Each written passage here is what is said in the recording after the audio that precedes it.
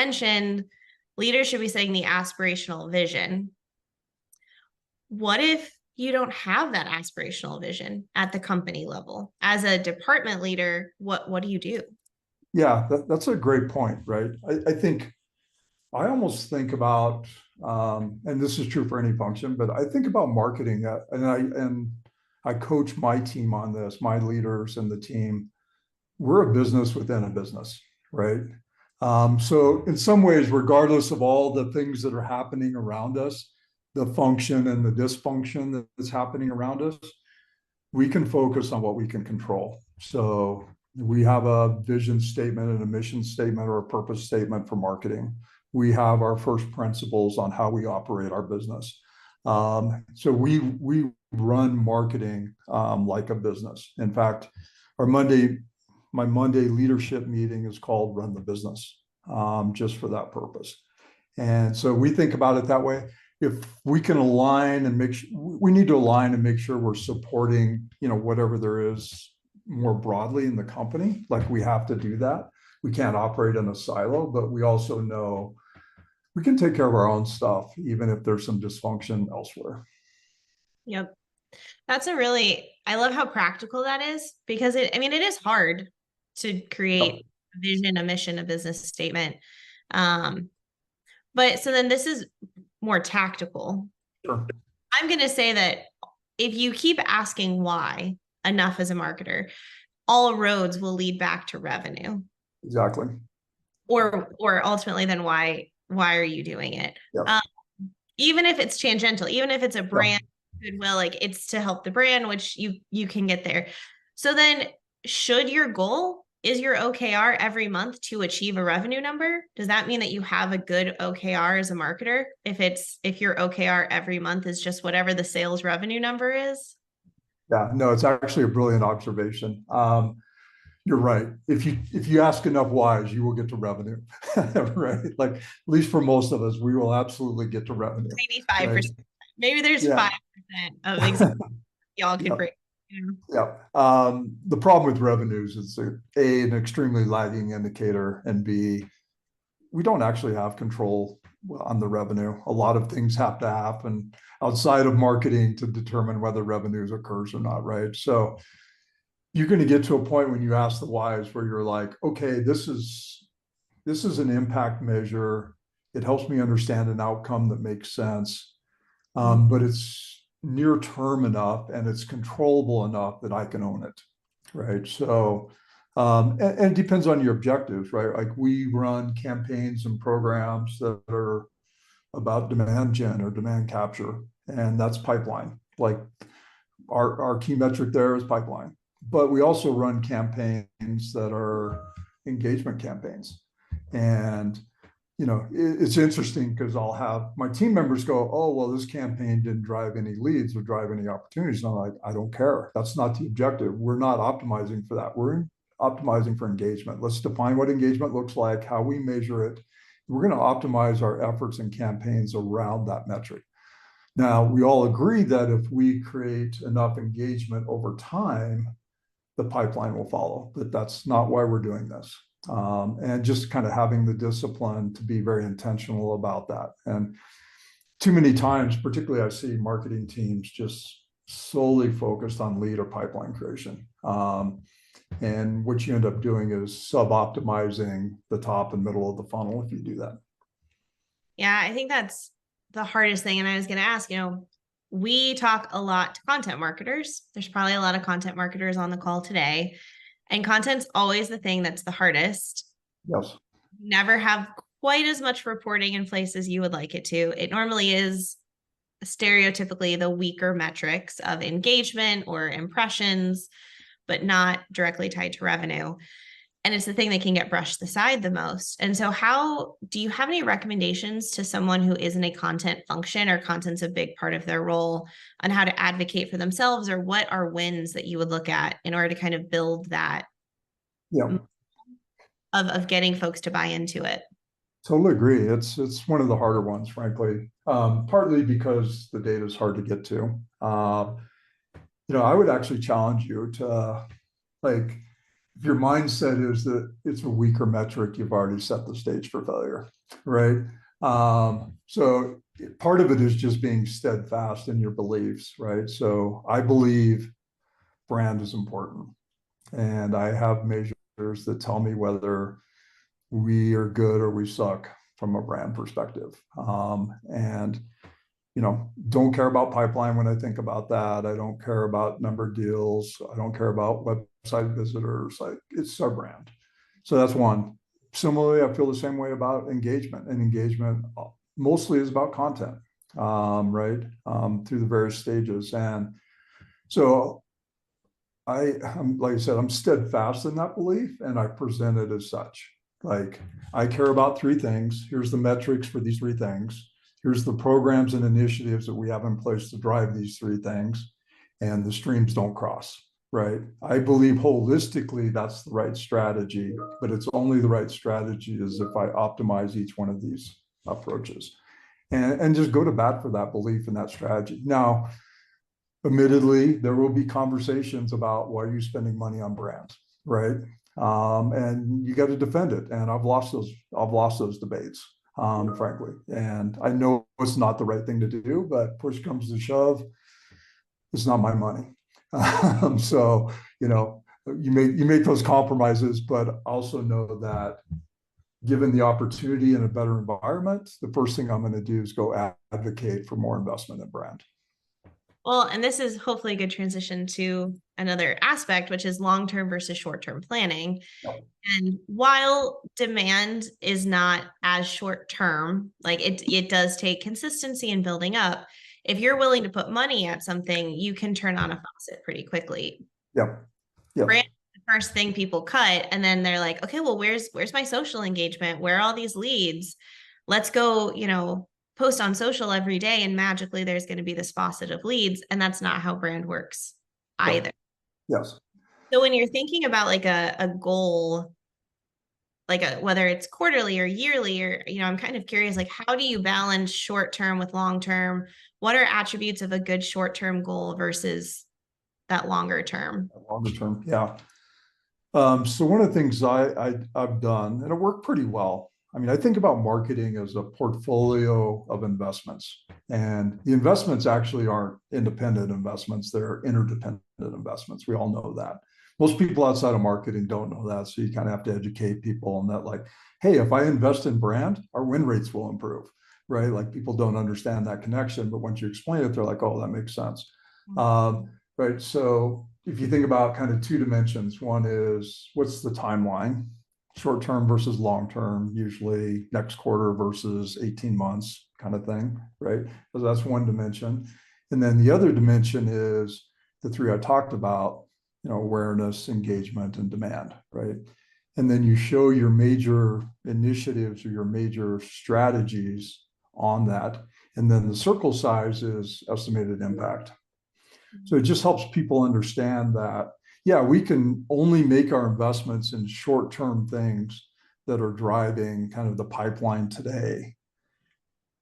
18 months from now, we're going to be in the same place, right? And in some situations, that's the right answer. In other situations, that's not the right answer, right? But at least you have a framework to have the conversation, right? So that's kind of one.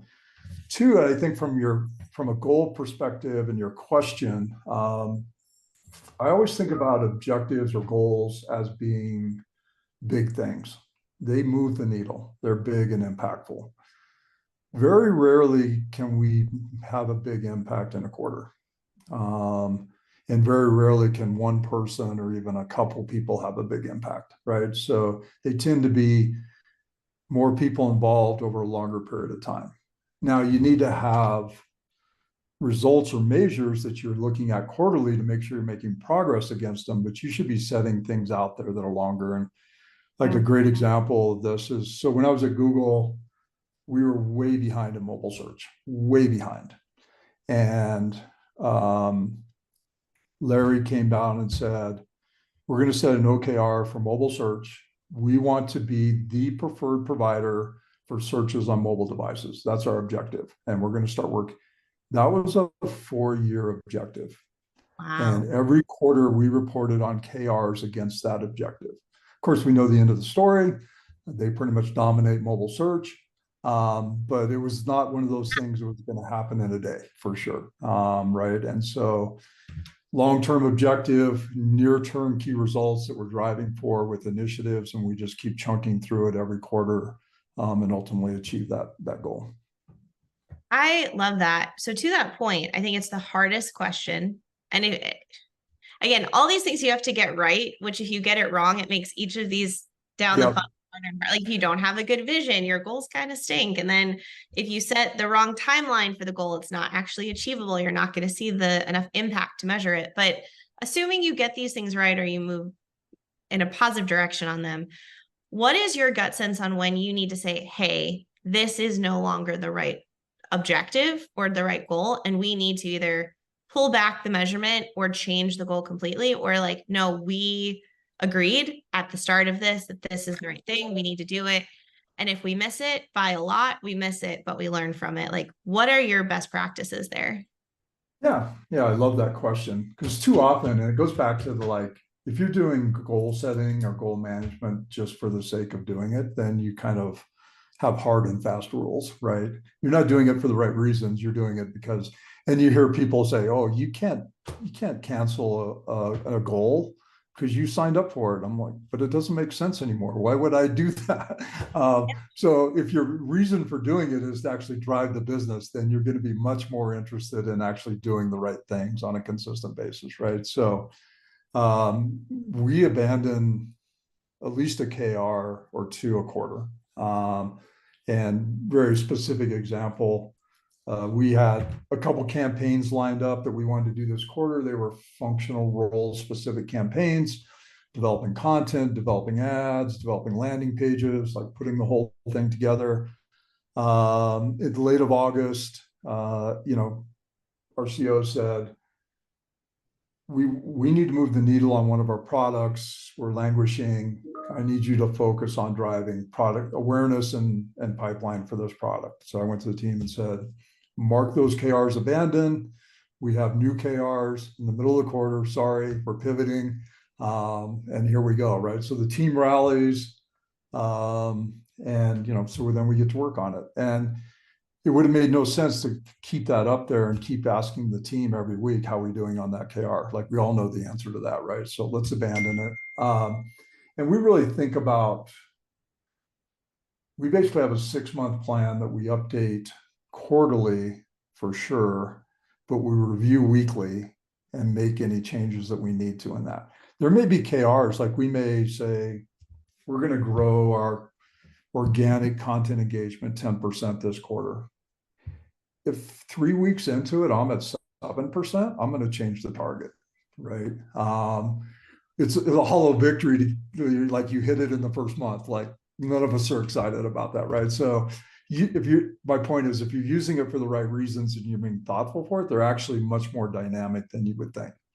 If you're using them as a contractual obligation to hold people accountable for the things they said they would do, like, you won't change them.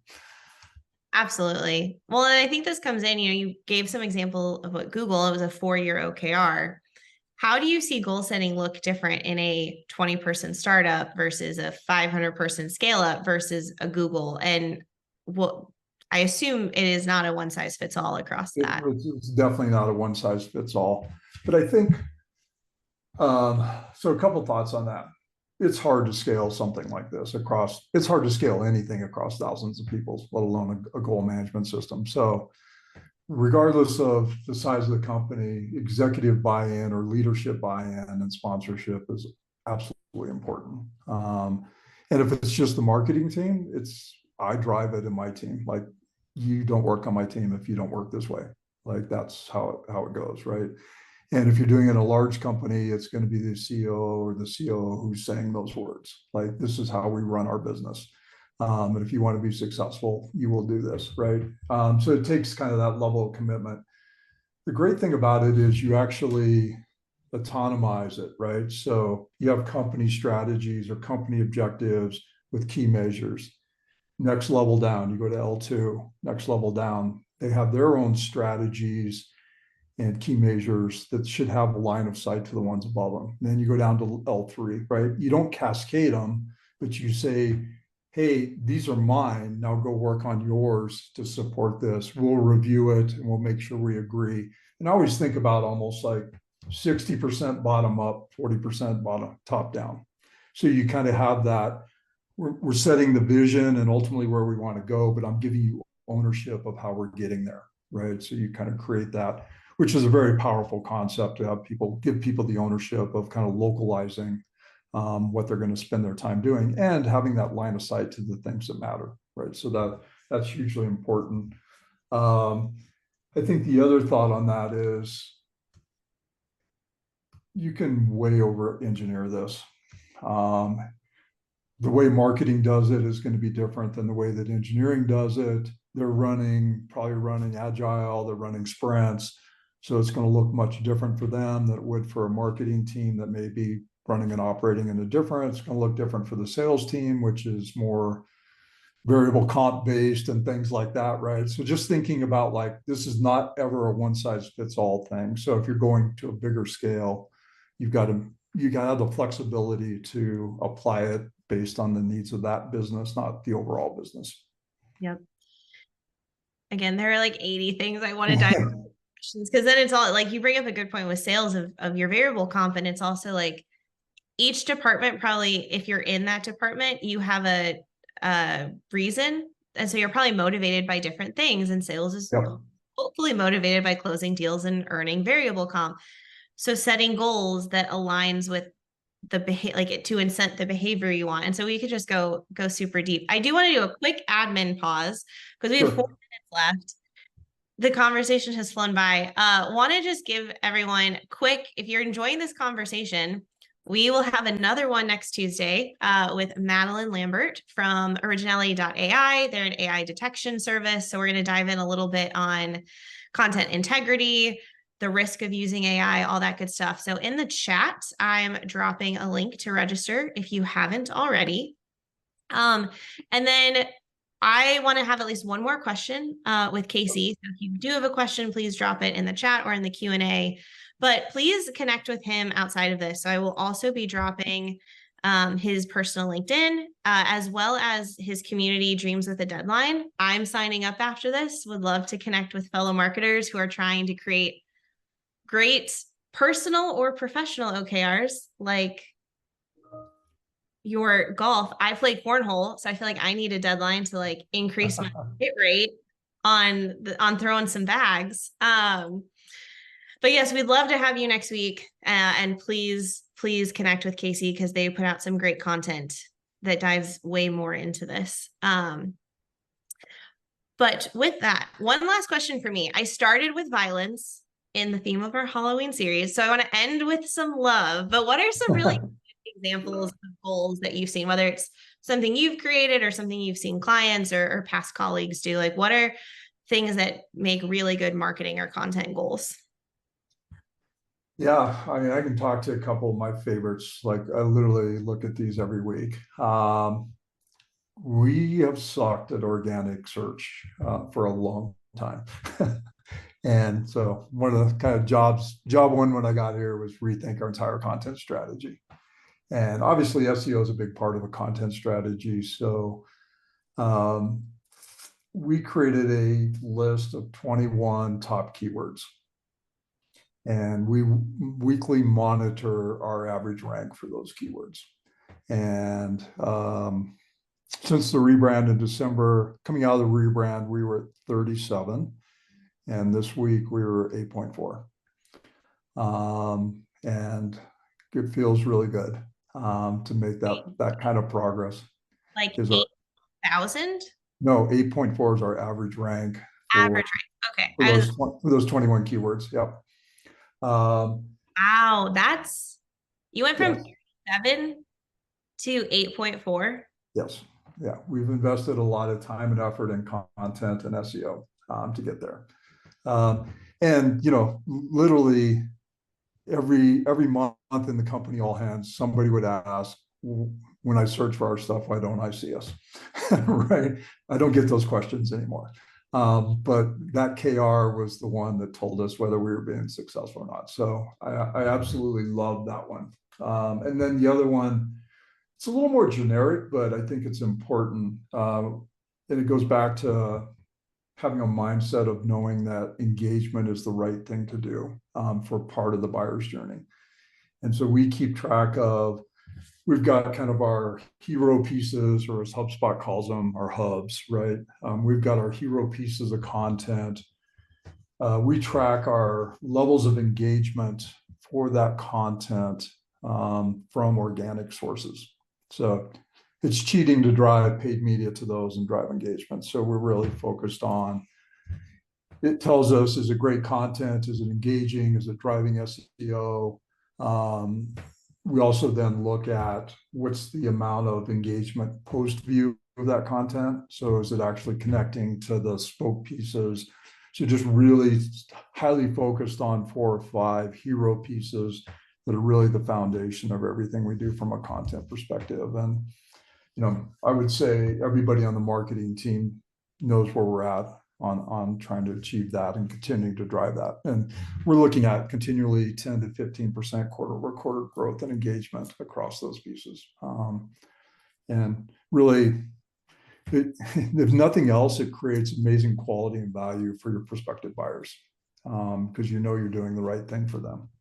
Yep. I know we're a minute over, but you did hit on one of the last pieces that I think is important, which is the fact that you said your team knows where, everyone on the marketing team knows where you are with those goals. Any recommendations for activation of the goals? Yeah. How do you keep it top of mind? You have to do it. Like it was funny. I had real quick stories. I had an opportunity to attend a leadership course at Disney World. And one of the questions somebody asked was like, how do you keep the park so clean? And the guy said, we pick up the garbage. But that's kind of the mindset, right? Like, yes, we do OKRs. And so every Monday morning with my leadership team, we do a KR review. It's part of our standard process. We disseminate the ownership of KRs across the team to the right person. So they have accountability and ownership over them. I review them monthly in the marketing all hands, at least the top ones, make sure everybody's aware.